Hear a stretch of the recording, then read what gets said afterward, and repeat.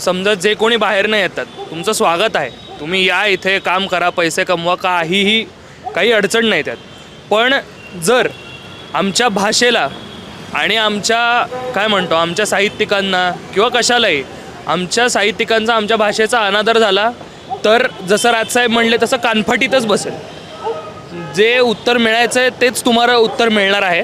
आणि मीरा भाईंदरमध्ये जे झालं त्याबद्दल मी महाराष्ट्र सैनिकांचं अभिनंदन करतो.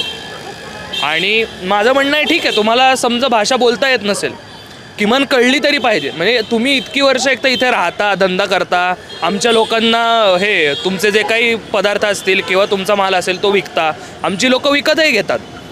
पण तुम्हाला समजा तुमच्याकडे एखादा गिऱ्हाईक आला, तो मराठी आहे आणि तुम्हाला त्याच्याशी बोलताच येत नाही आहे, तर उपयोग काय तुमचा? मग महाराष्ट्रात राहून उपयोग काय? इतकी वर्ष तुम्ही राहिला तिथं, मग तुम्हाला साधी मराठी कळूही नाही, बेसिक काही शब्दही कळू नयेत तुम्हाला,